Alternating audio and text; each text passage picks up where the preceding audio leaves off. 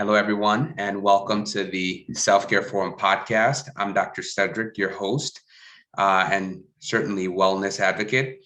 Here on the Self-Care Forum podcast, we interview speaker and health and wellness professionals with very interesting perspectives.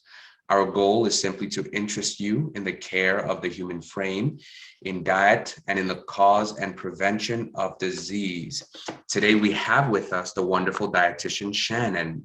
Her name is Shanon Whittingham. Shanon Whittingham is a registered dietitian, nutritionist, holistic health practitioner, and the founder of the Nourish Center. At Nourish Center, Shanon offers programs that are anchored in holistic nutrition. Her approach uses a combination of nutrition, exercise, sleep, and mindfulness to help others reach their desired goals, reverse health conditions, and rely less on conventional medication. Shanon specializes in weight management, digestive health, and nutritional psychiatry, which is the study of how food affects your mental health. She is uniquely trained in the art of psychology, the science of nutrition, and the practice of dietetics to provide holistic medical nutrition therapy. It's her mission to inspire women to achieve optimal health, healing, and well-being by nourishing from within. Dietitian Shanon, you have the floor. Why don't you give us an expanded introduction of just who you are, please? Sure. So let me just set up my screen here. So hi, my name is Shanon. I have a passion for preventative health and wellness. As Dr. Cedric mentioned, I have a particular interest in women's health, particularly because women do have high rates of obesity and being overweight and anxiety and mental health issues. And so my goal is to really help women to improve their health and overall well-being through holistic health and nutrition. And basically what that means is not just asking you, what do you eat? Okay, take this out and put this in, but really looking at your physical, mental, and spiritual well-being, because they're all connected and affect each other. So that's a little bit about me. Balance. I always tell my clients, for example, that all foods can fit on a healthy diet as long as you are not sensitive, intolerant, or you avoid a certain food due to your particular religion. So it's all about balance and moderation. And that's kind of the approach that I take when working with individuals. So that's a little bit about me. Right now, I'm going to share my slides and we're going to jump right into some gut healthy habits. So let's begin. Let's see. Right, so okay, share screen. I think you have to give me access to, it says host disabled. Screen. Okay, 1 second, please. Sure. Go ahead, try sharing again, excuse me. Okay. Yes, it has allowed me to do so. Perfect. So let's begin here. Start. Okay, wonderful. Great. So tonight we're going to be talking about gut healthy habits. I'm very excited to dive into this topic because it's something that as a dietitian, I'm very, very, very passionate about. We often hear, individuals say food is medicine, but we're really going to get into what that means tonight and how you can use food to really heal your body through nourishing your gut. So let's dive right in. So what is the gut, right? Well, the gut is the long tube that starts at the mouth and ends at the back passage or your anus. So contrary to popular belief, your gut doesn't just mean your stomach. It actually means everything from your mouth to your esophagus, your stomach, your small intestines, and your large intestines, and the bacteria that live throughout your entire tract, which is called your gut microbiome, the community of where the bacteria basically live. And so it's very important to understand our gut health and really know how we can use food to prevent certain conditions, to put certain conditions in remission or reverse them. And this is definitely possible through, again, nutrition. And so we're going to get into that tonight. So what makes up the gut, right? I mentioned your entire digestive tract. It's about the digestion and absorption of food, as well as the microbes, the bacteria that live throughout that entire thing. And so from the very moment here, I'll see if I can use my pointer. Let's see. All right. So from the very moment we begin chewing our food, digestion begins. We actually have enzymes in our mouth that begin the digestion of food. And these enzymes are in our saliva, they secrete. And so digestion actually begins right as soon as food enters your mouth, which is why it's so important to chew your food, because oftentimes, and research has shown that if you do not chew your food well, for example, a lot of the nutrients from food can be malabsorbed, so they're not well absorbed. So a good recommendation is to chew your food about 15 to 20 times before you swallow. I know it can seem like a lot, but research does show that the more you chew your food, the more your body is able to better digest the nutrients from the food that you're eating. So that's very, very important. And this is also why a lot of times you'll see doctors recommend, whether you're taking a medication or a certain vitamin or supplements, that they say take this with food, because that can also help with the absorption of those minerals and vitamins and nutrients. And so our gut makes up that entire tract from your mouth all the way down.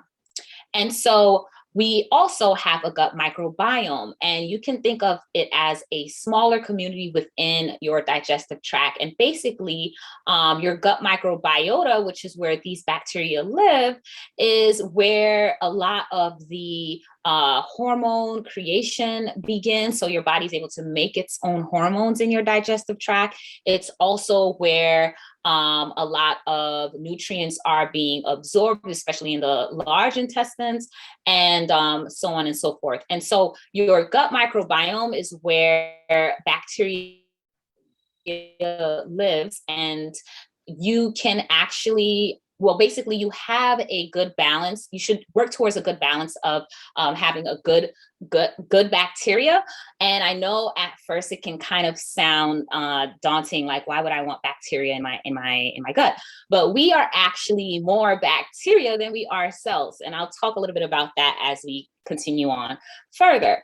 And so oftentimes you will hear individuals say, like, I'm going to get yogurt or drink kombucha so that I can get the good bacteria. And basically what they're talking about is ingesting those bacteria or the bacteria so that their gut health can be improved. And we'll get into this as we continue on. I'm just trying to keep it very basic because I can really get carried away with this stuff because it's so interesting. So let's move right along. And so here are some more gut health facts, right? We have more bacteria than we have cells, and we can alter our gut microbiota or our gut health in as little as 2 to 3 days. So sometimes when you travel, say you're not eating as well, maybe you might suffer from some digestive issues as a result. Well, you can actually influence the bacteria in your gut in as little as 2 to 3 days just by making some consistent daily changes in your lifestyle, from your nutrition and straight through to your exercise and even your sleep. And different parts of your body have a different microbiome. So we actually have a skin microbiome. The microbiome in your small intestines might be a little bit different from your large. So different parts of your body have different microbiomes. And our vagus nerve connects from our gut to our brain. So we have different nerves, right? And there's one nerve in particular that connects from our gut, our digestive tract, straight to our brain. And so, as you can imagine, what you eat also affects your mental health and how you feel. And again, we're going to get into this as we move forward, but these are just some gut health facts that I want you all to hold on to. And definitely feel free to post your questions in the chat, because at the end, I'll be doing a Q&A session, and I'll do my best to answer all of your questions or direct you to some resources. So our microbes, right? So our microbes, the bacteria that lives in our gut, influence many different things. It influences our immune system. So if our immune system gets flared up, it communicates with our brain, as I just mentioned. It also can break down the bacteria that lives in our gut. It can break down food into different chemicals, and certain chemicals can pass through that blood-brain barrier. So basically, when you eat certain foods and the bacteria breaks it down and it enters our bloodstream, some of those chemicals, natural chemicals, can pass through our blood-brain barrier and influence, again, our mental health. And our bacteria can also help our body to make hormones and also to regulate hormones. So this is also very important, whether you're male or female, we all have hormones, right? And as you can see here, our bacteria directly can influence not only the regulation and how our body, uses our hormones, but it also can influence the creation of them. And this is a wonderful research study that I love. I absolutely love. Again, focusing on mental health here, but we're going to go into different disease conditions as I continue forward. But this research study is called the SMILES trial. And basically they had two groups of individuals, and they were both diagnosed with moderate to severe depression. And in one of the groups, they just told them to come in every week and just talk about how your week went. They didn't really give them any counseling per se, but they just said, come in every week at such and such time and just talk about just mundane topics. How's the weather? How's the news? So on and so forth. And in the other group, they gave them certain foods that they should eat more of and certain foods that they should eat less of throughout the 12-week period of the trial. And what happened was the group who were given the dietary interventions to eat more whole grains and vegetables and fruits and eat less of processed foods and sugar, their levels of depression were significantly lower than the group that was just told to come in and talk about their week. And so research is already showing us, and a lot of, as I mentioned down here, another study kind of replicated this research and found the same thing, that just by changing our diet, we can directly influence our mental health, and particularly things like severe depression, anxiety, stress, being worried, simply just by changing the food we eat. So here are some of the things. This is a chart here that I pulled directly from the research article, and it showed basically what they were told to consume. So they were on a very high fiber diet. They actually told them to consume at least 50 grams a day, which is very high. The standard is usually around 30. It's kind of different depending on which part of the world you live in. In the United States is different in comparison to other parts of the world. But in this study, they told them to eat at least 50 grams, 50, of fiber a day. It primarily focused on whole grains, fruits, vegetables, small servings of dairy. I'm pretty sure that's for the calcium, olive oil, nuts. And then as you go up towards the top of the pyramid, it was, extras, eggs, poultry, fish. So they were actually limiting these items. They weren't told to eliminate them completely. They could have them in moderation. So this is, again, one of my favorite studies, because again, it just shows how simply just by changing our dietary habits, it not only affects certain disease states like diabetes and hypertension, high cholesterol, but also it can affect our brain. So moving along, our gut health is very important, right? We can fuel or fight disease, as I keep saying. And what is disease, right? I always like to just break this down. Disease is literally dis-ease in the body, right? Dis-ease. So basically, our body's supposed to function in a certain way. And for whatever particular reason, whether it's our blood sugar is too high or our sodium intake is too high, now there is a dis-ease, a disruption of the normal functioning of our body. So we can literally influence or fuel or fight disease simply by improving our everyday habits through our nutrition, movement, rest, and mindfulness, which I'll get into. And as I always like to say, we are what we eat, right?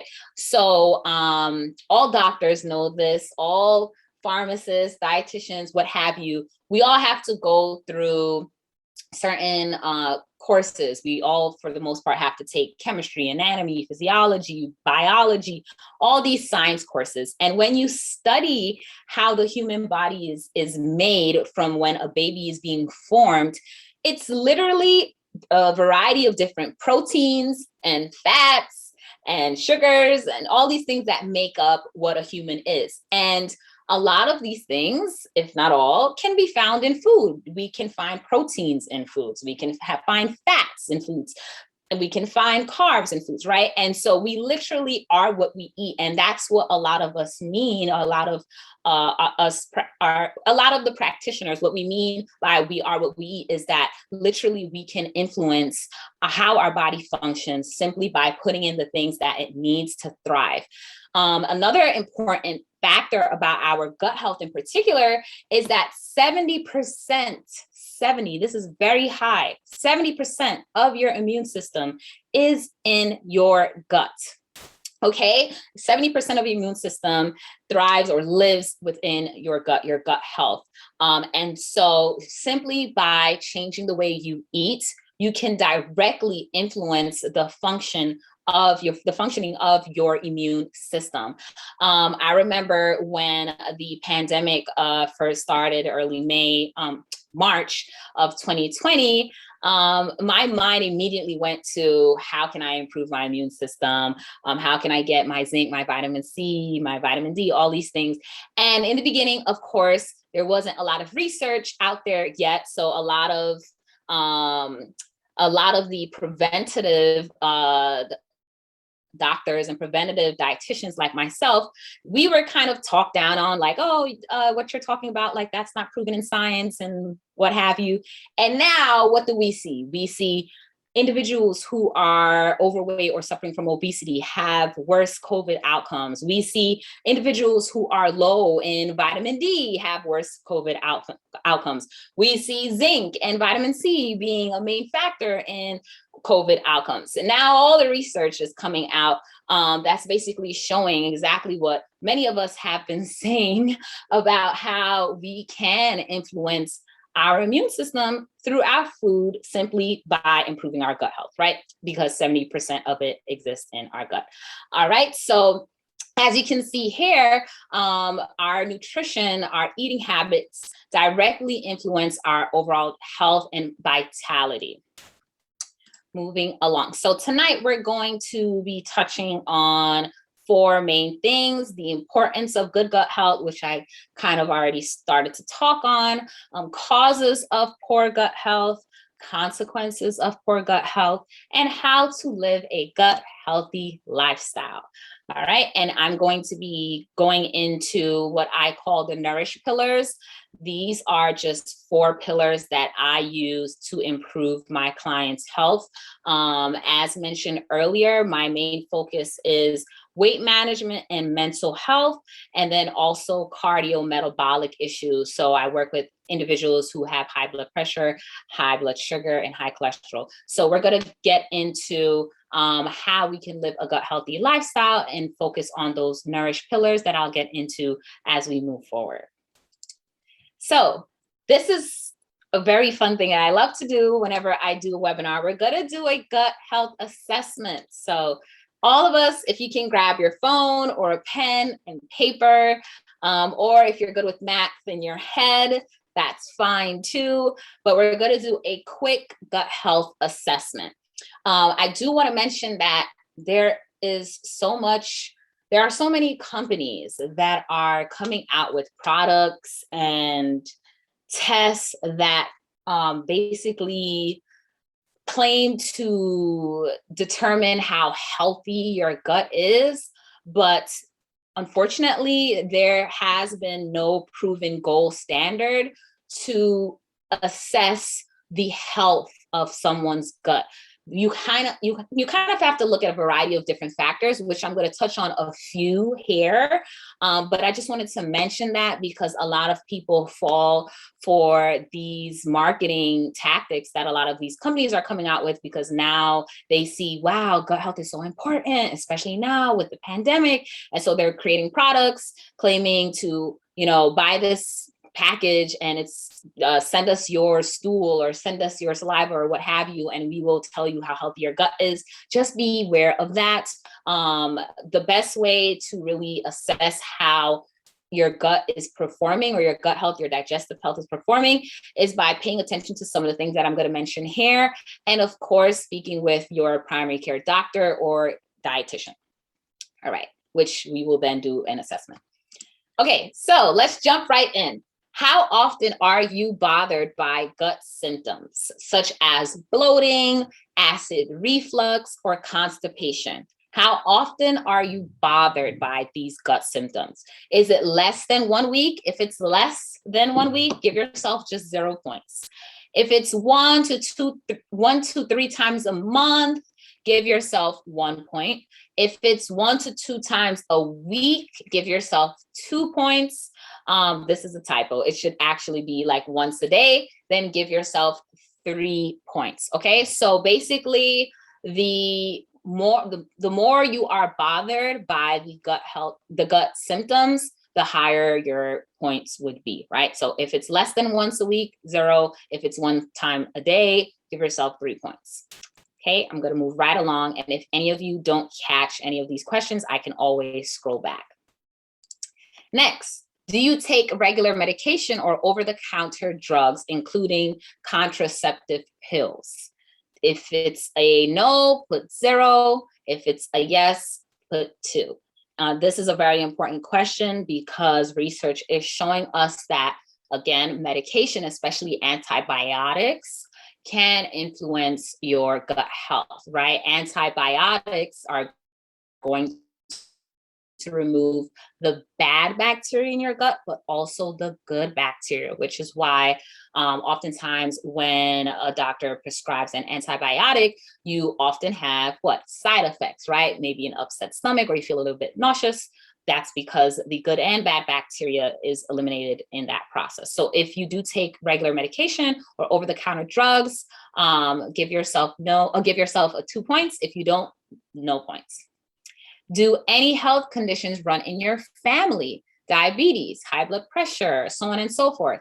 If it's a no, give yourself 0 points. If it's a yes, give yourself 2 points. This is important because if something runs in your family, it kind of predisposes you to it as well, but that doesn't mean that you cannot prevent it from happening.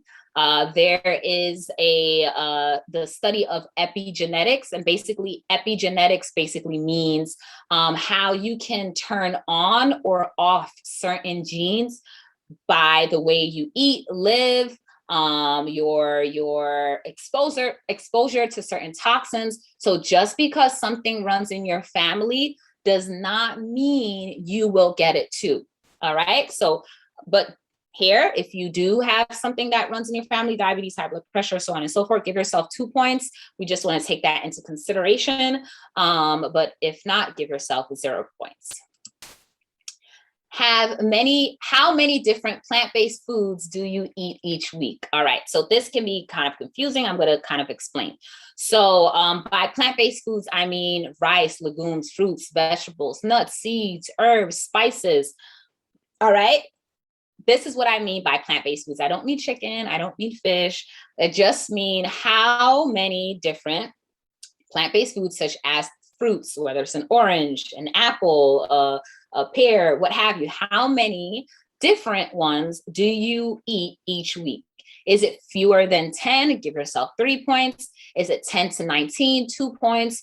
20 to 29, 1 point. 30 plus, 0 points. So as an example, right, today I woke up and I had oatmeal with blueberries, a banana, and then I had some cashews. So oatmeal would be 1, blueberries 2, a banana 3, and cashews would be 4 already in my breakfast, right? So that's just to give you a quick example of what I mean by how many different kinds.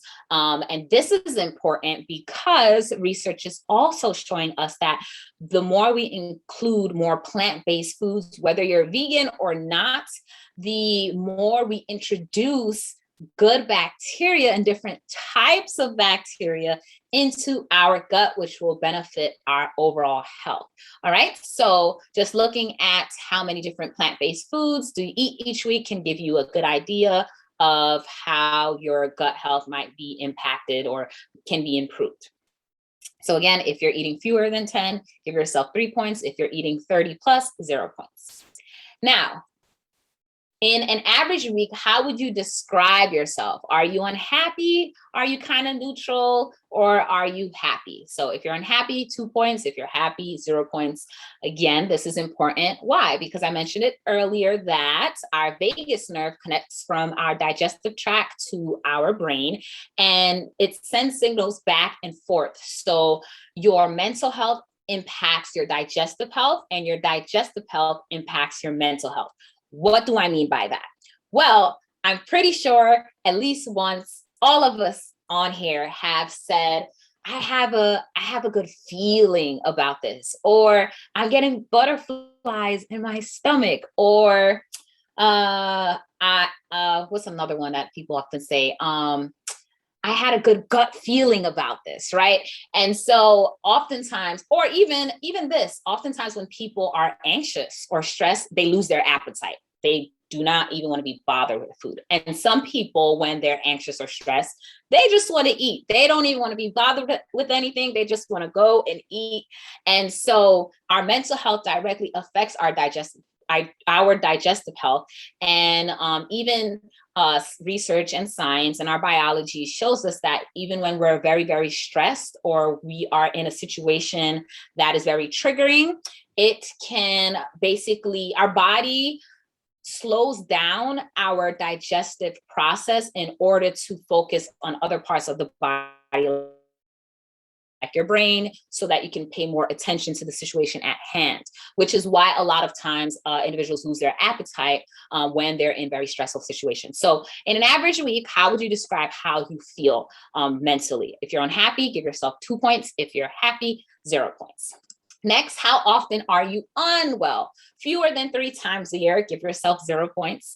Once every 2 to 4 months, 1 point, or at least once a month, give yourself 2 points. So this is important. Again, why? Because our immune system. So if our immune system is functioning at its best optimally, right, we're going to get sick less often. But if our immune system is not functioning at its best, we're going to get sick more often, right? And it's okay, and it's pretty normal and healthy to, get sick once or twice a year. That kind of shows that our immune system is working, it's kicking into gear. But when it becomes excessive, like once a month or once a week, you're just, you have a stuffy nose all the time, you're coughing all the time, then that can be a sign of poor gut health.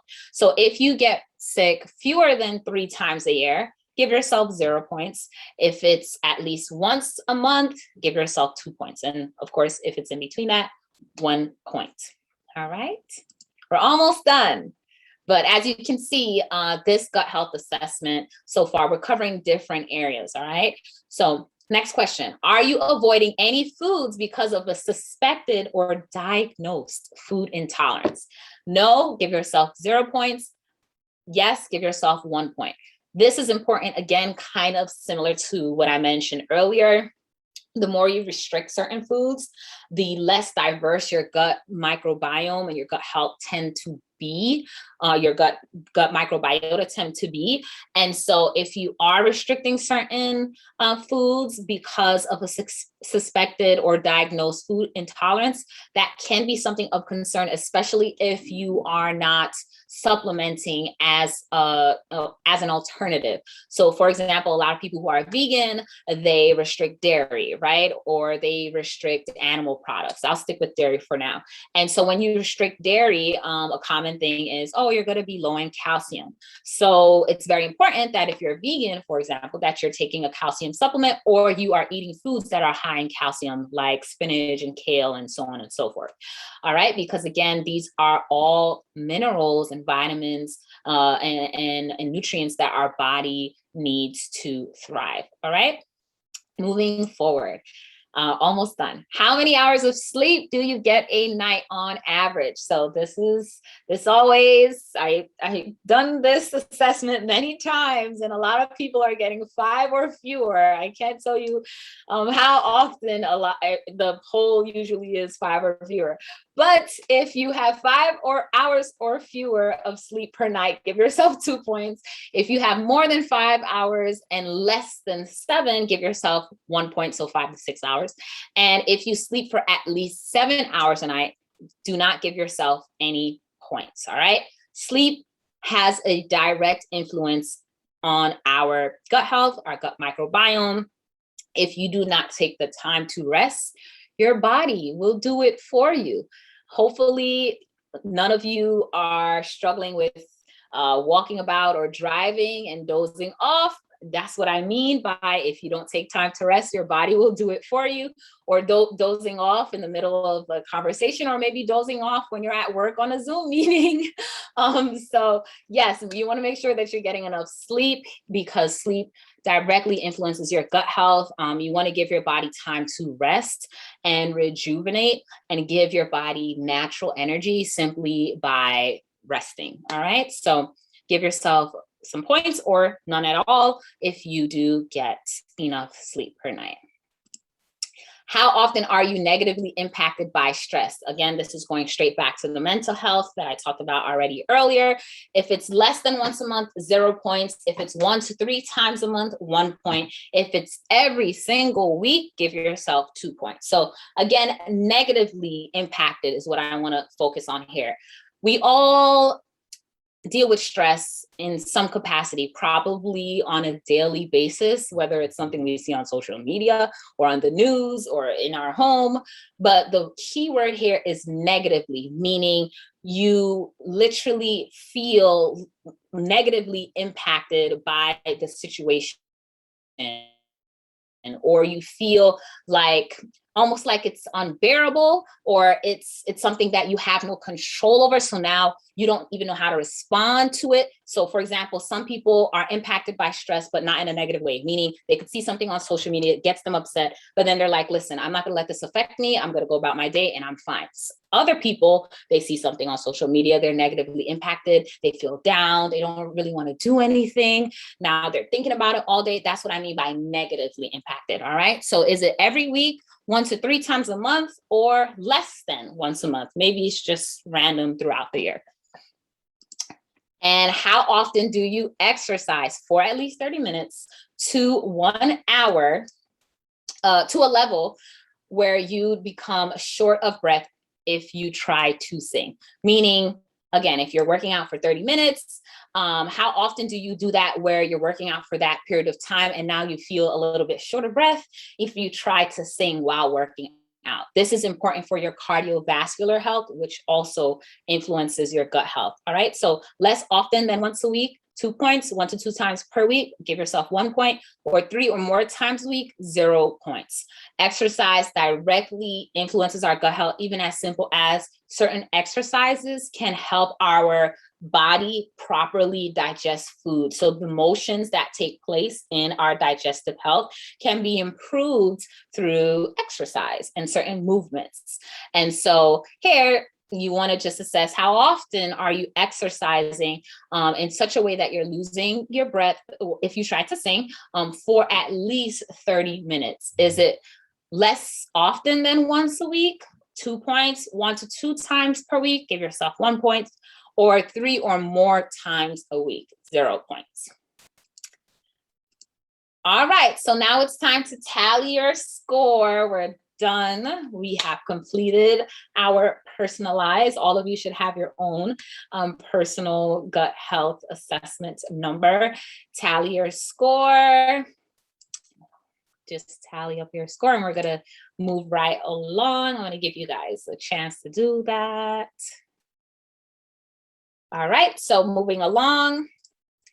All right, let's interpret your score. So if you are closer to 20 points, if you're closer to 20 points over here, let me see, then using the practical strategies throughout tonight's session, you'll be able to get your gut health back on track.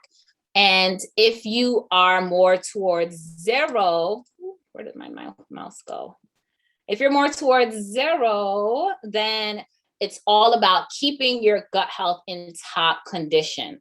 Okay, so that is good. If you are closer to 0, you want to keep doing what you're doing and just maintaining some gut healthy habits that I'm going to talk about tonight. But if you are closer to 20, maybe you're in the 15 to 20 range, all hope is not lost. You can, again, remember I said earlier, you can influence your gut health in as little as 2 to 3 days. In as little as 2 to 3 days, you can improve your gut health.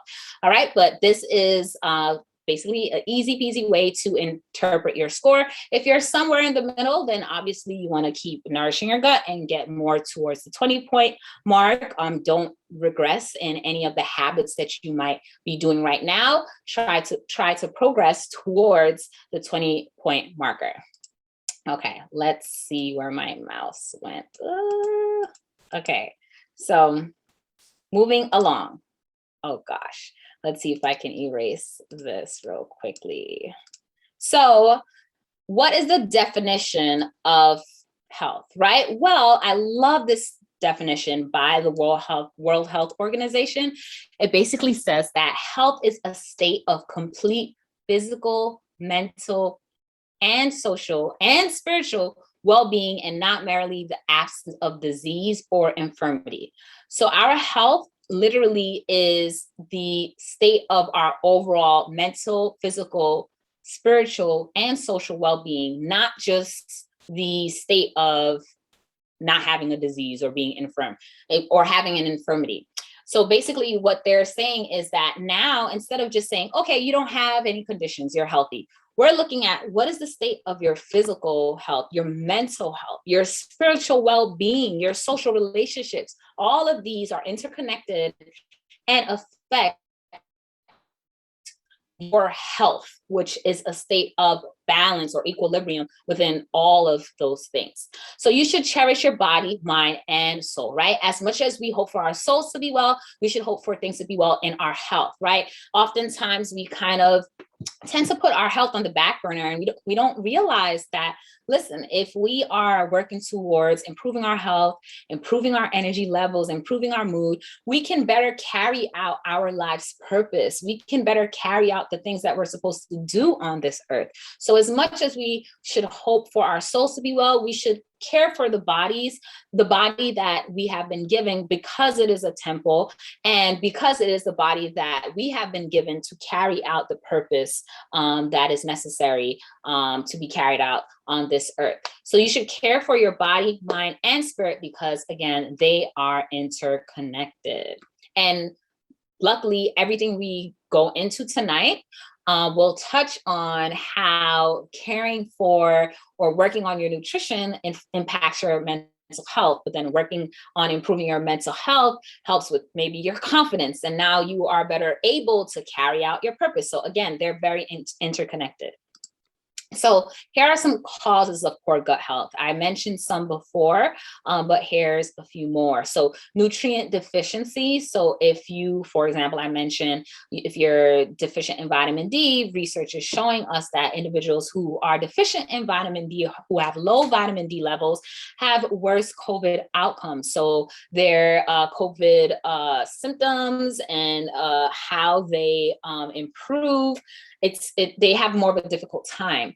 Again, lack of sleep, processed foods, infections, allergens, chemicals, trauma, stress, cuts and wounds, being overweight. So many things impact our gut health, primarily because they cause inflammation in the gut. And when that inflammation happens, it can lead, prolonged inflammation can lead to chronic inflammation. And what does that chronic inflammation lead to? Well, things like arthritis, cancer, diabetes, chronic fatigue, brain disease, heart disease. So as you can see, if we just work on reducing some of these things that impact our gut health or cause inflammation, we can reduce some of these outcomes that we see here. Now, we have a lot of control over a lot of these things here, right? We can control our nutrient deficiencies by eating a well-balanced diet. If you're unable to get certain foods in through your food or nutrients in through your food, you can supplement. Again, we can control a lack of sleep. We can try to work on improving how long we sleep and the quality of sleep. We can reduce our processed foods. Infections, we can take necessary protocols to reduce infection or heal infection. Allergens, chemicals, all of these things, stress, cuts and wounds, making sure we properly heal. And then our weight status, all of these, again, influence inflammation in the body, but we can actually influence a lot of these things in the first place and prevent them from happening. So we have to look at things holistically, as I mentioned. So we have our physical health, mental health, and spiritual health, right? So things like poor diet or lack of exercise and sleep, exposure to toxins, like I mentioned before, such as smoking or alcohol, house products, skincare products, all of these things can influence our physical health. Again, our mental health, being stressed out, worry, anxiety, not dealing with trauma or grief properly through healing, that can influence our mental health, which I mentioned before can influence our physical health, our digestive health. And then our spiritual health. We have some people who just have no belief system, no community, they're not serving others. They have a lack of gratitude. The condition of our spiritual health also influence our overall well-being. So we really, really, really have to look at things holistically because, again, all of these things are interconnected and affect each other. So it sounds like a lot, but do not be discouraged. It's not about, oh man, now I have to think about all these things I have to do. I'm not doing well here or here or here. It's really about just understanding and accepting that literally where there is life, there is hope. So long as you are breathing, you have another opportunity, another day to take a step in the direction of better health. Even if that means, all right, I know I'm not drinking enough water, but start with just water because the water is going to help me to feel better. It's going to hydrate my cells. And then you start working on drinking more water. And then maybe water is good. Then you start working on another goal. So it's just about making small changes every single day, just a small change every single day that will compound over time to have a huge impact on your overall health and well-being. I say to clients all the time, one salad doesn't make someone skinny and one slice of cake doesn't make someone fat, right? It's about our daily habits, the daily things that lead up to our overall health. Okay, so now we're going to get into the Nourish Pillars. So there are 4 pillars of the Nourish Center that I focus on, and they are nutrition, movement, rest, and mindfulness. I have found that no matter how I try to twist or turn or cut it, if I focus on these 4 areas, the client's mental, physical, and spiritual health will be improved. So again, just focusing on nutrition, movement, rest, and mindfulness will improve your gut health. So we're going to get into some subcategories or some things that you can do in each of these areas. So these are the gut healthy habits now. Hopefully I was able to share with you how important your gut health is. And now we're going to get into the gut healthy habits. Feel free to screenshot or again, rewatch this Zoom podcast when it's done, but let's jump right in. So personalized nutrition. So things like probiotics and prebiotics, reuse and reusing food, encouraging diversity in your food and supplementing. Please excuse my typo. I did not realize that. So let's go right ahead talking about probiotics and prebiotics. So this is a great way to enhance your gut health by introducing healthy bacteria in your gut. So probiotics are basically foods that have bacteria in them, good bacteria that influence the bacteria in your gut. Okay, so basically we're talking about things like yogurt, kombucha, sauerkraut, kimchi, trying to think of some other ones. Sometimes you can get a supplement with probiotics in them, but basically probiotics is where the bacteria lives. And when you ingest them, you also ingest the good bacteria that will also thrive and live in your gut. And then prebiotics are basically what prebiotics are is the food that bacteria eats. And prebiotics are simply your fruits and your vegetables. So they eat them too. So by combining prebiotics and probiotics, you create what is known as a symbiotic environment in your gut where good bacteria can thrive and live. And once they're there, and you continue ingesting them, you will improve your gut health and overall well-being. Now, reuse and reuse. So by this, I mean freeze food to reuse in soups, stews, and smoothies, and let nothing go to waste. So oftentimes we throw away a lot of food and a lot of good food that can be frozen and reused, or a lot of fruits and vegetables that, in the summertime, maybe you might have an excess of strawberries. Instead of throwing it away, you can freeze them and have them in the wintertime. Same thing for vegetables. You can freeze them and have them in a stew or a soup, right? So reusing foods is a great way to increase those plant-based foods throughout the week.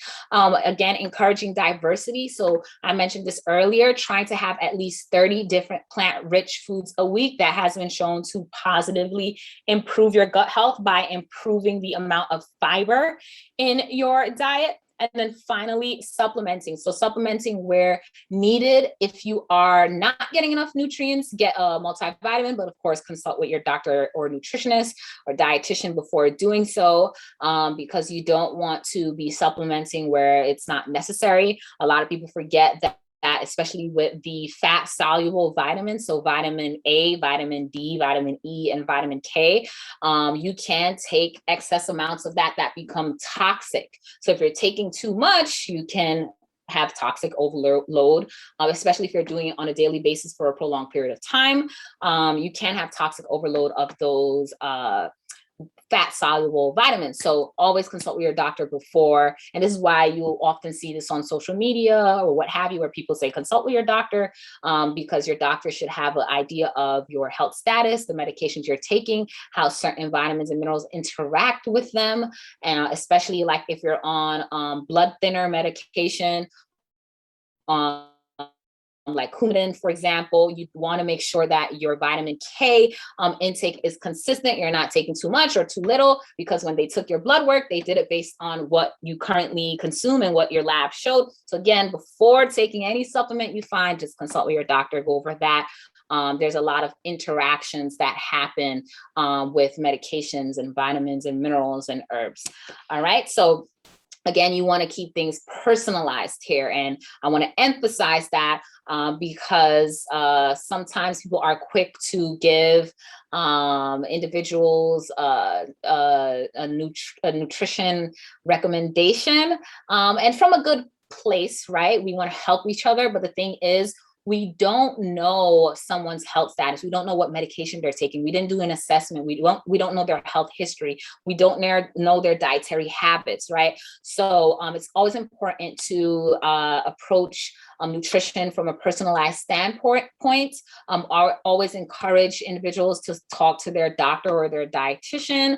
And also, if someone doesn't want to take your recommendation, don't be as hard on them, right? Understand that, hey, you don't know what might be going on or what interactions or conditions they might have as to why they may not want to adhere to whatever you might be sharing with them. But generally, overall, general recommendations are fine. Like general, eat more fruits, eat more vegetables. Those things are fine. But I just want to emphasize that in terms of personalized nutrition. Now, joyful movement. So I like using the word joyful movement because Oh, exercise. The word exercise sometimes can sound a little bit daunting, like, oh, I got to exercise today. But when you just put it or keep it as simple as movement, right? And that's really what it is. And you make it joyful. You do something that you love, whether it's dancing, praise dance, going for a walk, playing with your grandchildren. Those are all ways to move your body. And in this day and age, we are so sedentary and we're not moving nearly as much as we used to move 10, 15 years ago, before we had as much cars as we have now, as much Uber. That's another thing. We have all these different ways to not move and to get picked up and dropped off. So we want to really try to get back to moving more, because that, again, will influence our gut health and our overall health. So create a routine. Our body and mind enjoys consistency. So if you, for example, say every morning before I do anything, I'm just going to go for a 5-minute walk. Maybe I'm just going to walk somewhere for 2 minutes, 2.5 minutes, and then I'm going to walk back for 2.5 minutes. Guess what? That's 5 minutes, right? And then every day you increase it 10 minutes and then 15 minutes and then 30 minutes. Start with a goal. I always say this to every client. Start with a goal that feels so easy. It's like, wow, I feel like I could do this in my sleep. Because once you build consistency, your brain and your body and your mind enjoys that, and it begins to look forward to it, and it feels like, wow, I've been doing good with this every single day. I think I could do 10 minutes. But once you start too high, oftentimes people are very ambitious and they say, I'm going to start exercising 20 minutes every single day or 30 minutes every single day. And then they try and they don't keep up. Why? Because it hasn't become a part of their routine. So start small and then build. Same thing, I'll go into sleep as well. The same thing for sleep, build a routine. But continuing here, do a little is better than doing nothing, right? So finding things that you enjoy, break it up. You do not have to do it all at once, and make it fun. Listen to music, exercise with a friend, reward yourself for sticking to your goal. That's very important. And by breaking it up, I mean, a lot of times people think that if they don't exercise for 30 minutes in one take, that it doesn't count. That is not true. If your goal is to exercise for 30 minutes a day, you can do 10 minutes in the morning, 10 minutes in the afternoon, and 10 minutes in the night, and it will still count towards your physical activity, even if you don't do those 30 minutes all at once. So the point here is to, again, just really find a way that you can move your body. Again, we're working from home. A lot of us are working from home, and we are not moving as much as we used to. So consider one thing you can do to move about a little bit more, and how you can make it a part of your routine. Rest. This is very important. So again, creating a routine. Our body and mind enjoys consistency again. So once you get into a routine for sleep, your body adjusts. So if you go to bed at 9 o'clock every single night, once that becomes a part of your everyday a habit, about 8 or 7:30, your body is going to physically start feeling tired. All right. And it's the same thing for when you wake up. Once you begin waking up at a certain time, your body will naturally not need an alarm system. You will find yourself waking up, and then you can check your phone and you'll see that, wow, I keep waking up at this same exact time every single day. And maybe some of you realize that even now without, having a routine. Maybe you wake up constantly. I know I wake up, for example, I'll share a funny tidbit here. I wake up every day around 5:30, 6 o'clock, but I technically don't need to get up until 7. And so constantly I get up at 5:36, and I'm just like, Shannon, why are you waking up right now? You couldn't just continue sleeping. And now I'm like, you know what? I'm going to get up. If this is when my body is telling me to wake up, not because of my phone telling me to wake up, not because of any sound, but my body feels rested enough where now my mind is alert to wake myself up, then I should get up and start my day earlier. And that's even better for me, right? So even some of you might realize hey, I always wake up at this certain time, or maybe it's opposite for you. Maybe you go to bed and for whatever particular reason, you wake up in the middle of the night. Keeping track of those things can really help you to understand what's going on. A lot of people don't sleep well because they eat too late, for example. So now they wake up in the middle of the night, or they don't go to bed as quickly. So all of these things you want to consider.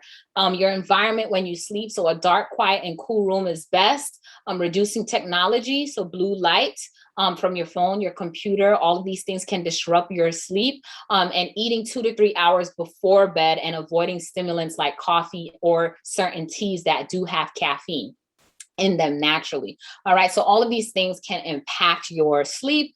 Blue light, you can Google this. You can write this word down if you have a pen or paper beside you or your phone. Just Google the effects of blue light on sleep. So again, blue light can interrupt our body's circadian rhythm. So basically, your circadian rhythm is your body's clock as far as when you wake up and when you go to sleep. And so blue light interrupts with that cycle. And the blue light I'm talking about is, again, from your phone or your computer. So you want to make sure you're putting it down at an appropriate time, preferably 30 minutes to 1 hour before bed, to prepare your eyes to start feeling more relaxed and get your circadian rhythm in check, to get your body ready for bed. Mindfulness. This is another thing I love. So by mindfulness, I just mean being present with your thoughts, but also being mindful of other things in your life, especially your spiritual well-being. So first, I'm going to talk about your mindfulness in terms of mental health. So challenging judgmental thoughts. So oftentimes we're worried about something going on with our family, our children, our grandchildren, our friend. But sometimes we can just challenge our thoughts. Like sometimes I'm a little bit worried about something and I'm like, okay, what is the worst that can possibly happen from this situation? Okay, if this happened, what would be the outcome? Would I survive? Would this person survive? Could things turn around? I'm like, okay, it will be okay. It will be okay. And it kind of relaxes me to not to kind of conceptualize things better, because oftentimes we might be faced with a certain situation and we're worried, but when we just take a moment to just think about, first of all, like how we are being kept by God, and also how everything, usually all things work together for our good, right? Even though sometimes we can't really understand at first. But sometimes when we just challenge those thoughts and just encourage ourselves, it can really, really help and with our overall well-being. So just being mindful of your thoughts, talking to someone, whether that means to a trusted friend or family member, and then also seeking counseling from a professional, whether that's a therapist, whether that's a pastor. Just seeking counsel can really help to give us some direction sometimes when we can't really seem to figure things out on our own. And mindfulness continued. So assessing your circle, right? Sometimes our group of friends can tell a lot about who we are, right? I forget, there's a scripture, it's slipping my mind, but I think it goes by saying like, show me your friends and I'll show you who you are, something around that. And basically assessing your friends. Sometimes your friendship group can influence how you feel, can influence your thoughts, can influence decisions that you make. So assessing your circle, being mindful of your friends and who you're talking to on a daily basis, and not even just friends, maybe even certain family members, how they are influencing what you do or what you think, and then therefore what you do. So joining a community, joining a church, attending services, receiving support, guidance, and encouragement. This is very, very important. Having fellowship, having some sort of fellowship where you're not alone, right? That is very, very important for your overall well-being. Mastery, challenge yourself to heal or grow deeper in learning about holistic health, for example, or learning about something else of your interest, right? Learning something to improve your mental health, to keep your brain sharp, right? That's another way we can improve our mental health, and being mindful. And then supporting others along their journey. So again, serving here in community along with fellowship, very important for our mental and spiritual well-being. So again, these are just some tidbits, some gut healthy habits that again will improve your mental and spiritual health, but also your overall health and well-being. So here's a daily Nourish plan. So for all of my clients, they all have their own individualized Nourish plan. And in their Nourish plan, I break down those 4 pillars: nutrition, movement, rest, and mindfulness. So an example of a 1 week Nourish plan would be, okay, let's see a name in the chat, right? So an example would be Hazel, for example. This week, you will eat 1 cup of leafy green vegetables every day at lunch. You're going to have 1 cup of water before every meal. You're going to take a 5-minute walk before dinner, and then a 5-minute relaxation technique when you get in bed, whether that's reading a book, prayer, what have you. So as you can see here, we are focusing on 4 different areas: nutrition, movement, rest, and mindfulness. So our nutrition here, and we can combine a lot of goals as well. So our nutrition here is the 1 cup of leafy vegetables per day and the 1 cup of water, right? That's nutrition. But then the 5-minute walk, that can be mental health and that can be physical health. A lot of people exercise, right, for their mental health. And then the 5-minute relaxation technique, again, that's mindfulness, right? That's relaxing the body. So again, I just wanted to give this example for you to consider. All right, what is something I can do for nutrition, movement, rest, and mindfulness? What could my daily Nourish plan look like? And by working on these things every day, improve my overall health. All right, so this is just an easy sample daily Nourish plan. There's so many different ways you can switch this up to vegetables. You can increase it to 2 cups of water before every meal. Again, keeping it very simple where it seems so basic that you could do it in your sleep. That's the point of making goals. All right. So that's about it. That's all I have here. I know, let's see, I did pretty well, about an hour. But now we will have a Q&A session. You can ask me anything about gut health and nutrition. I do want to mention that I created a free Facebook nutrition group. The link will be in the chat, so I'll add that now. I recently just have been feeling led to do more serving, unpaid serving, just for my community and for anyone interested in improving their health. So I created a Facebook nutrition group where I plan to do more sessions like this for free and just share some tidbits and encouragement here and there. So if you're interested in joining that Facebook group, definitely do so. And if you want more one-on-one help, you can book a session with me. And then I also have a women's health collective. That's a woman-only group. So if you're interested in that, let me know. And all of this information can be found on my website at thenourishcenter.com. And you can find me anywhere on Instagram, YouTube, TikTok, Facebook, The Nourish Center. All right, so that's all I have for all of you. I'm gonna check the chat. And also, if any of you have any questions, do please feel free to ask me anything. And I hope this was helpful. Excellent. Very well delivered. Thank you so much, Dietitian Shanon, for your time, your lesson, your wisdom, your knowledge, everything.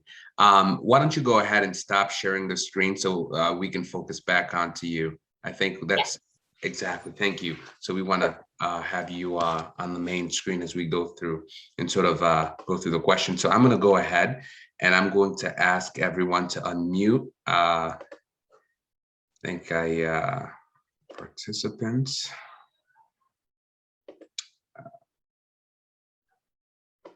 Okay.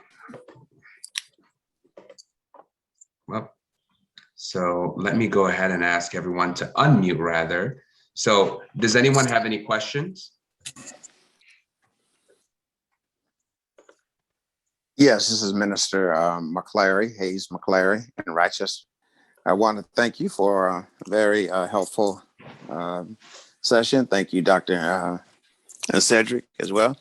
I have diverticulitis, and fiber helps me quite a bit, but just wanting to know what you would suggest concerning making sure that I eat the right thing.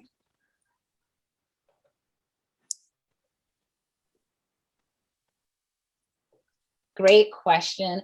So I'm going to give you some general advice only because I don't know your particular like medical history or supplements or anything in particular like that. But I do know. So you have diverticulitis and you have diverticulosis. So when you have diverticulosis, basically what that means is that you have small pockets in your intestines that sometimes food can get trapped in those pockets. I'll see if I could show a picture. I love to show pictures. Yeah, I'll pull up a picture. But basically what happens, let me see if I could show this. What happens as a result, okay, great. I could share this really quickly.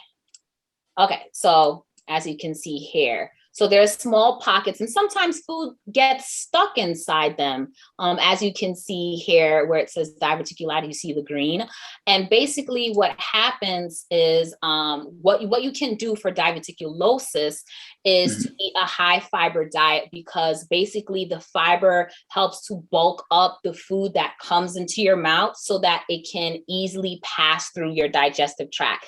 So a high fiber and high fluid, meaning water, diet is honestly like the gold standard for diverticulosis and to prevent diverticulitis from happening. So diverticulitis is when there is inflammation. So itis, usually anything with itis at the end is inflammation. And so to reduce how often you have those flare-ups, the diverticulitis, you want to keep that in remission. You want to eat a high fiber diet so that you can bulk up your stool so that food doesn't get trapped in those pockets. And so again, starting with the easy Nourish plan by saying, listen, I know this is what I have, and I know a high fiber diet and a high fluid diet will help me. Every day at lunch, I'm going to make sure half of my plate is fruits and vegetables, high fiber foods. So again, we're talking about greens, we're talking about apple, banana, spinach, romaine. All of these different fruits and vegetables can help with that. I have a relative who has diverticulosis as well. And she had told me, she's like, I was told I can't have nuts and seeds. I'm like, that is actually not true. Now, if you don't eat a high fiber diet and you're having the nuts and seeds, then of course it's going to fall in those pockets. But again, if you're constantly on a daily basis, this has to become a part of your lifestyle now. On a daily basis, eating a high fiber diet, you're going to prevent those flare-ups from happening. And no matter if you eat seeds or nuts, everything is going to be bulked in your stool and passed through properly and reduce how often you have those flare-ups, if you do even have it at all. But definitely high fiber and high fluids. And the fluid is going to work with the fiber because you don't want to deal with things like constipation either. So combine both of those, high fiber, high fluid should do the job. Thank you so very much. Very helpful. Yes. Appreciate it. Great question. Linda Lee has a question. Go ahead, Linda.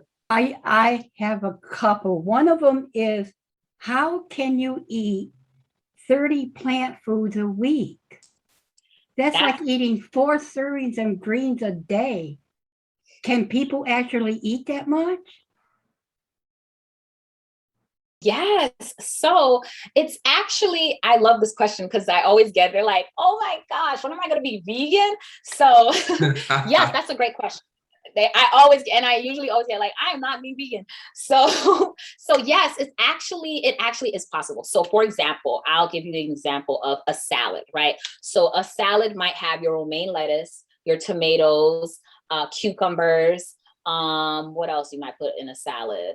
Carrots, some people put beets, what have you. So already that's 5. And remember, it's 30 plant foods for the week. So for that salad, you might again have the romaine, the spinach, the carrots, the cucumbers, the tomatoes, that's 5. Then for breakfast, maybe you might have oatmeal with banana, with blueberries, and I don't know, a side of strawberries, that's 8. So already for the day, you already hit 8. And remember, it's for the week that the 30 is for, not per day. And so just by breakfast and a salad for lunch, not even to mention dinner, maybe you might have sweet potato and then broccoli and then Brown rice, now we're at 12 out of 30, and that's just in one single day.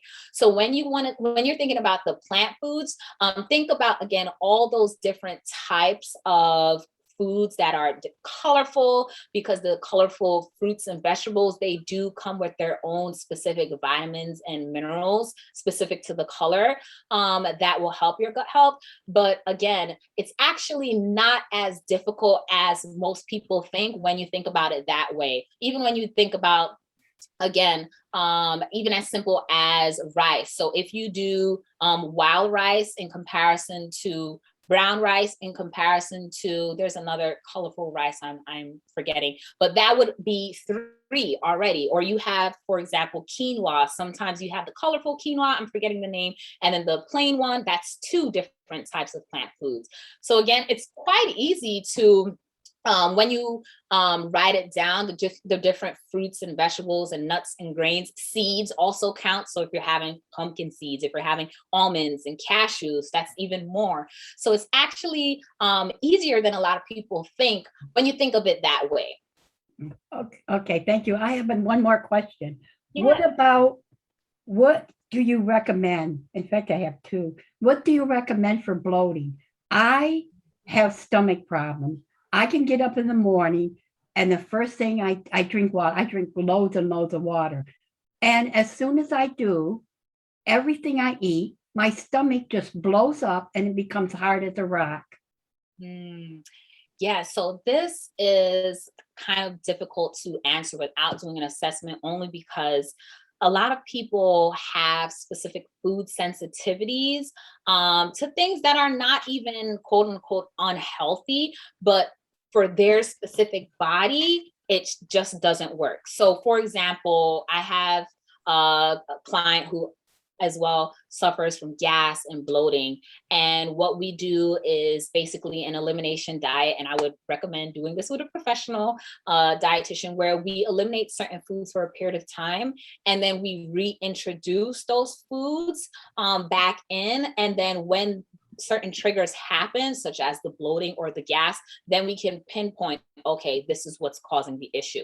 Because again, when it comes to gas and bloating in particular, it's very, very, very individualized.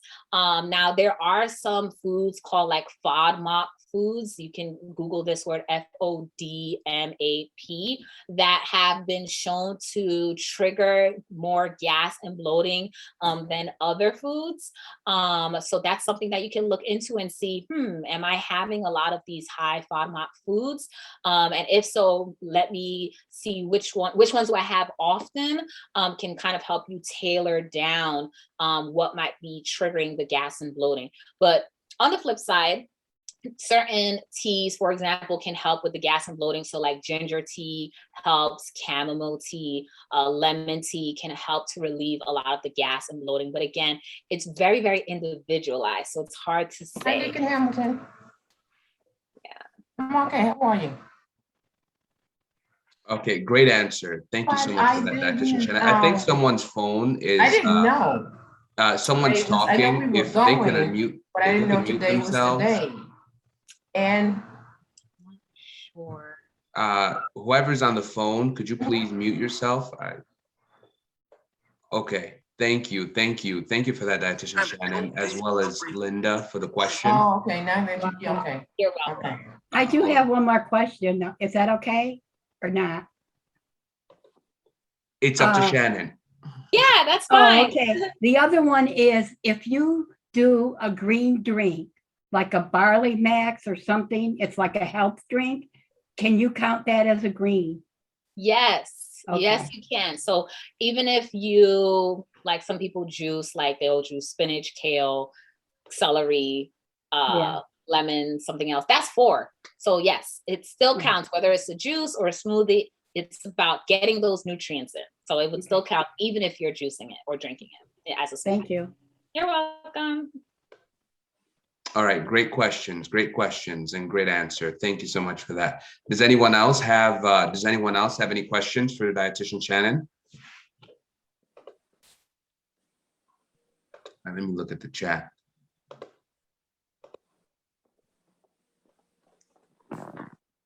All right, Shannon. Well, I have a question. So with regards to probiotics, I know you mentioned that briefly. Do you have a particular brand of probiotics that you prefer, that you recommend to your clients, and if so, which one? So there is one brand that I am an ambassador for. It's called Sakara Life. But the thing is, it kind of depends because certain probiotics have certain benefits that research is showing us now. And so, for example, by that, I mean like certain ones have been linked to better mental health, digestion. So I can put the link to the one I use and recommend. I just got to quickly find it. It's by Sakara Life. It's more on a little bit on the pricey side, but that's because it's so straightforward and simple. There's no like added chemicals or fillers or anything in them. But again, it kind of depends. Like it's very individualized. But as far as like a general probiotic, I'll show you the one that I use and also share the link. But I honestly switch it up. So I will take that, but I'll also have yogurt. And then sometimes I'll buy kombucha because you want that diversity. That's the most important part. You want that diversity there. So when I go grocery shopping, I'm buying a whole bunch. I'm looking at the back of yogurts and seeing like this one has this, but this one doesn't. So I'll buy like both of them, or this is kombucha and I'll have that. So I'm always, again, it's really about that diversity in your gut health. That's the most important thing. Mm-hmm.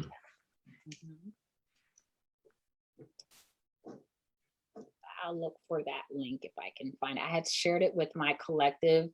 So I have a women's health collective. It's a monthly membership group that's $27 per month. And we are all like working together towards better health. We have master classes, cooking classes, all that good stuff.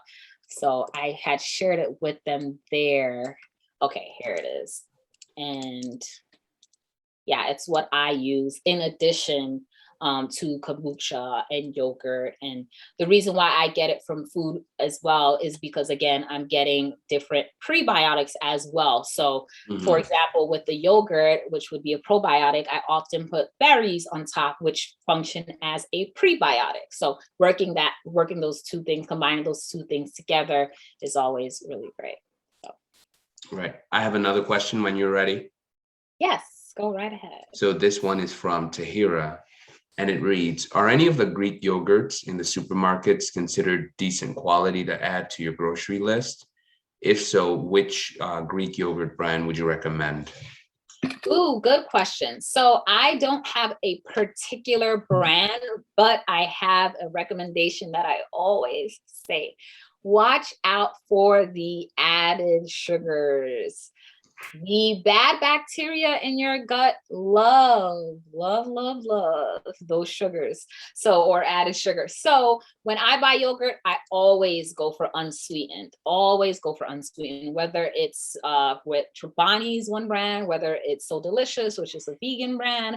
Always try to aim for unsweetened when you can, or you can even mix it up. Maybe you're someone who doesn't like unsweetened, you like the sweetened ones. So, try to tailor it back. So maybe alternate. Today I'll have unsweetened and today I'll have unsweetened, or I'll do half and half. I'll buy like some that are, or like 2 yogurts and mini yogurts that are sweetened and 2 mini yogurts that are unsweetened, and do half and half when I serve, the yogurt in the plate. But you really want to try to get the unsweetened version, because it really defeats the purpose of having yogurt in the first place, because now it's sweetened and you're feeding the bad bacteria while putting it in good bacteria. It's kind of counterintuitive. So I don't have a particular brand, but across the board, just look for unsweetened kinds and then sweeten it yourself. You can add berries. And what I like to do is I'll take like raspberries, blueberries, and strawberries, and just like kind of saute or cook it down on the stove, and then until it becomes a little bit runny, and then put that on top. Ooh, so good. That's a great way of, adding that sweetness without adding sugar. Excellent. Thank you for clarifying. I have another question when you're ready. Yes. From Lesline. Which fiber supplement would you recommend? fiber supplements. So the thing with that is I actually do not, let me post this product. I actually sent it to one person by accident. So and I'll actually post my coupon code so you guys don't pay full price for this. Thank you. Yes. Okay. So I don't recommend like off the bat fiber supplements because I want you to get it from food. Because again, when you are getting an isolated supplement like how can I explain it? So for example, if you eat spinach, right? Spinach has fiber, but it also has vitamin K, it has vitamin C. So now just by eating spinach alone, you're getting so many compounds that will help with your overall health in comparison to just buying an isolated fiber supplement that will just have fiber, like alone, no vitamin, no mineral. So I don't have any particular fiber supplement that I recommend because I personally, my approach with working with clients as a dietitian is to encourage my clients to eat more whole foods, because most of the time, we aren't eating enough of the right foods in the first place.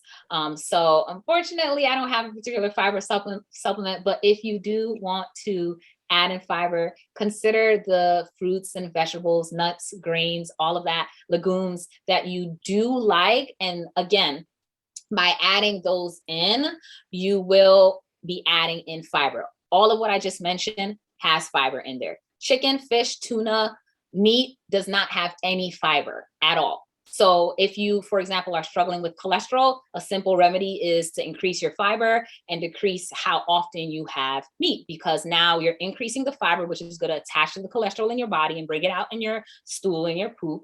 And then you're decreasing how much you're putting in the first place. So yeah, that's my long-winded answer of saying eat more fruits and vegetables. Thank you for that. Thank you for clarifying. Speaking of stool, what can you say regarding bowel movements? How often is a good number for people to go and use the loo, for example?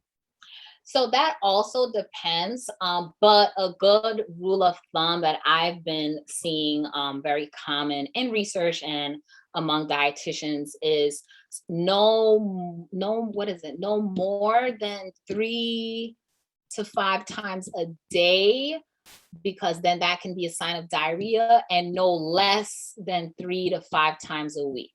If I'm getting this correctly. Yeah, it's 3 to 5 times.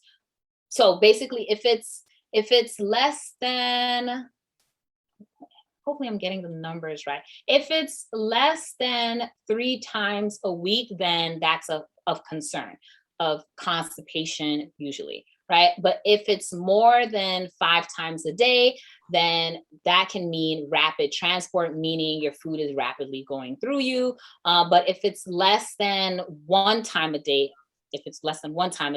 then sometimes that can be of concern. But again, it really, really depends on the individual. But as far as the week goes, you don't want to be using the bathroom less than 3 times a week. So that's kind of like, it's something that's still being studied because it really depends. Yeah. All right. Are there any other questions? See the chat. So something like Metamucil, you're completely against for fiber. The sugarless one, the one that with no sugar. So it's not that I'm against it, because I know Metamucil will be good for like bulk forming fiber. And I know that it can treat also like occasional constipation or like irregularity. So it kind of depends again, like for example, for some people that are really, really struggling with constipation or really need to go, I would say to take that. But I would prefer if we really got to the root cause of the issue in the first place, because the Metamucil would be functioning as treating the symptom, right? The constipation. But what is causing the constipation in the first place? Is it lack of fiber? Is it some digestive issue that someone's having? Is it a medication? It can be so many different things. So really getting to the root cause so that you don't have to take the Metamucil in the first place would be like the best option. And also looking at why someone might be taking Metamucil in general. So again, if someone is struggling with a certain condition and the doctor recommended it, then that's different. So really looking at the why and getting to the root cause is really, really important. Thank you so very much. You're welcome. Thank you. Excellent questions. Yes, definitely really good questions. Yes. Are there any other questions? Okay, well, it looks like that's it. Just a friendly reminder to everybody, within the week, this whole video will be posted on our YouTube channel, as well as any of the links that dietitian Shanon kindly shares with us, which includes not only her website, but her social media handle, as well as links to her collective on Facebook. I certainly encourage everyone to take advantage of that. I think it'll be a wonderful thing. You're getting a series of thanks in the chat right now. So everyone show your love to the dietitian. Thank her for her time, getting this lecture ready for us, and certainly enlightening us, blessing us with her wisdom. So from me, as well as from the audience, we want to thank you, Shanon, for your time and effort. And certainly we will make sure to have you on again. Yes, definitely. This was wonderful, and I hope it was helpful. I know it was. I know it was. Thank you so very much, and God bless. Be careful. God bless you too. Listen to the audio version of the Self-Care Forum podcast on Spotify, Apple, and Google Podcasts.